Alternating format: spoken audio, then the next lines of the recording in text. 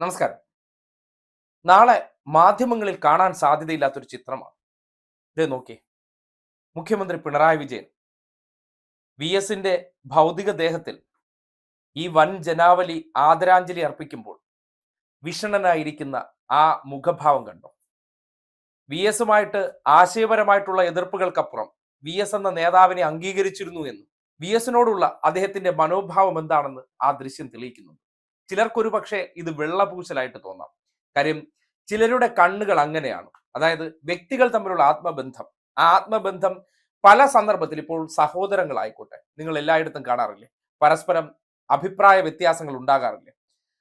മനുഷ്യരാണോ, അഭിപ്രായങ്ങൾ ഉള്ളവരാണോ, പരസ്പരം അഭിപ്രായ വ്യത്യാസങ്ങൾ ഉണ്ടായിക്കൊണ്ടേയിരിക്കും. അവിടെയാണ് രണ്ടുപേരും പ്രവർത്തിക്കുന്ന, പരസ്പരം കമ്മ്യൂണിക്കേഷൻ ഉള്ള മനുഷ്യരെന്ന് പറയുന്നത്. ആ നിലയ്ക്ക് ചില അഭിപ്രായ വ്യത്യാസങ്ങളെ പർവ്വതീകരിച്ചുകൊണ്ടും ആ അഭിപ്രായ വ്യത്യാസങ്ങളുടെ മറ പിടിച്ചുകൊണ്ടും മറ്റൊരു ജീവിക്കുന്ന പ്രധാനപ്പെട്ട കമ്മ്യൂണിസ്റ്റുകാരനെതിരെ ആയുധമാക്കാനായി വി.എസിനെ എല്ലാ കാലത്തും ഉപയോഗിച്ച, വാഴ്ത്തുപാട്ട് പാടിയവരാണ് ഈ പറയുന്ന മാധ്യമങ്ങളും ചില കമ്മ്യൂണിസ്റ്റ് സർട്ടിഫിക്കറ്റ് വിതരണക്കാരും. അവിടെയാണ് പിണറായി വിജയൻ എന്ന വ്യക്തിയുടെ മുഖത്തെ ആ വിഷമം അതിലുണ്ട്. എന്താണ് പാർട്ടിയെ സംബന്ധിക്കുന്നിടത്തോളം, ഇടതുപക്ഷ പ്രസ്ഥാനങ്ങളെ സംബന്ധിക്കുന്നിടത്തോളം ആ ഒരു നഷ്ടം എത്രമാത്രം ശൂന്യത സൃഷ്ടിക്കുന്നു എന്നുള്ള കാര്യം. അതിനോടൊപ്പം തന്നെ വി.എസ് ആശുപത്രിയിലായ സന്ദർഭത്തിൽ അദ്ദേഹം ഓടിയെത്തി. മുഖ്യമന്ത്രിയാകാൻ നേരത്ത് വി.എസിനെ കാണാൻ പിണറായി വിജയൻ അദ്ദേഹത്തിന്റെ വസതിയിലെത്തിയ കാഴ്ചകൾ നമ്മൾ കണ്ടതാണ്. ഇപ്പോൾ തന്നെ തിരിച്ച് അദ്ദേഹത്തിന്റെ രോഗം മൂർച്ഛിച്ച അത്യാസന്ന നിലയിൽ എത്തി എന്നുള്ള വിവരം അറിഞ്ഞ ഉടൻ SUT ആശുപത്രിയിലേക്ക് ഓടിയെത്തിയ പിണറായി വിജയനെയും കണ്ടു.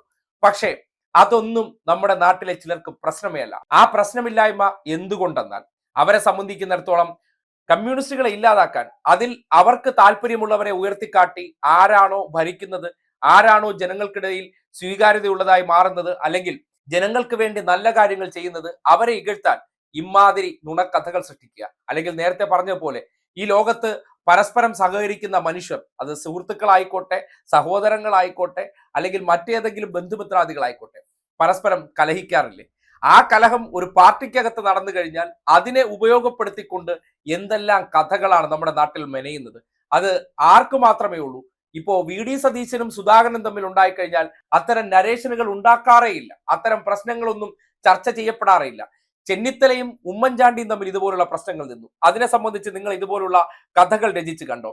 അല്ലെങ്കിൽ മുഖ്യമന്ത്രി സ്ഥാനങ്ങളെ സംബന്ധിച്ചുള്ള പല കഥകൾ നിങ്ങളുടെ മുന്നിലേക്ക് ഇവർ ഇടതുപക്ഷവുമായി ബന്ധപ്പെട്ട് അവർ സൃഷ്ടിച്ചെടുത്ത കഥകൾ ഉണ്ടാക്കിയോ? ഉണ്ടാക്കില്ല.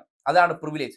കരുണാകരനും AK ആന്റണിയും തമ്മിൽ അതുണ്ടായിരുന്നു. BJP എടുത്താൽ സുരേന്ദ്രപക്ഷവും രാജീവ് ചന്ദ്രശേഖർ പക്ഷം, അങ്ങനെ പല പല പക്ഷങ്ങൾ, പല പല അഭിപ്രായ വ്യത്യാസങ്ങൾ. ഇത് കമ്മ്യൂണിസ്റ്റ് പാർട്ടിയിൽ മാത്രം വരുമ്പോൾ ചിലരെ ഇല്ലാതാക്കാൻ, ചിലരെ ജനങ്ങൾക്കിടയിൽ ആക്ഷേപിക്കാൻ അവർ അതിനെ പർവ്വതീകരിച്ച് കാണിക്കുന്നു എന്നതിനപ്പുറം ആ ഫോട്ടോയിലുണ്ട് എന്താണ് പിണറായി വിജയനെ സംബന്ധിക്കുന്നിടത്തോളം വി.എസ് എന്ന വ്യക്തിയെന്നും അദ്ദേഹത്തിന്റെ വിടവാങ്ങൽ ഉണ്ടാക്കിയിരിക്കുന്ന നോവ് എത്രത്തോളം ഉണ്ട് എന്ന്. നേരത്തെയും കോടിയേരി ബാലകൃഷ്ണന്റെ വിയോഗ സന്ദർഭത്തിലും പിണറായി വിജയൻ ഇതുപോലെ ഖിന്നനായിരിക്കുന്ന കാഴ്ച നമ്മൾ കണ്ടതാണ്. അതിനുശേഷമുള്ള അനുശോചന യോഗത്തിൽ അദ്ദേഹം കണ്ടമിടറി വാക്ക് നിർത്തിയ സാഹചര്യവുമുണ്ട്. അങ്ങനെ പരുക്കരെന്ന് പറയാറുണ്ടെങ്കിലും മാധ്യമ പരിലാളന ആഗ്രഹിക്കാത്തത് കൊണ്ട് തന്നെ, അവരോട് ചിരിച്ചുല്ലസിച്ച് നിൽക്കാൻ താല്പര്യമില്ലാത്തത് കൊണ്ട് തന്നെ, തോളിൽ കൈയിട്ട് നടക്കാൻ ആഗ്രഹിക്കാത്തത് കൊണ്ട് തന്നെ, ഇവർ സൃഷ്ടിച്ചു കൊടുത്ത പടവുകളിലൂടെ നടന്നു കയറാത്തവരായതുകൊണ്ട് തന്നെ, ജനങ്ങൾ അംഗീകരിച്ച് ഓരോ പദവികളിലെത്തിയ വ്യക്തികളായതുകൊണ്ട് തന്നെ അവർ മാധ്യമങ്ങളിൽ നിന്ന് അകലം പാലിച്ചു.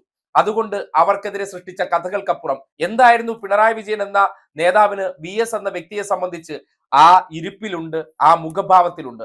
അതിനപ്പുറത്തേക്ക് പല കാവ്യരചനകൾ രചിക്കുന്നവർക്ക് പല ഉദ്ദേശങ്ങളുണ്ട് എന്ന് പറയേണ്ടി വരികയാണ്. അതിനപ്പുറത്തേക്ക് നഷ്ടം എന്താണെന്ന് ആ മുഖത്ത് നിന്ന് ഓരോരുത്തർക്കും വായിച്ചെടുക്കാവുന്നതാണ്.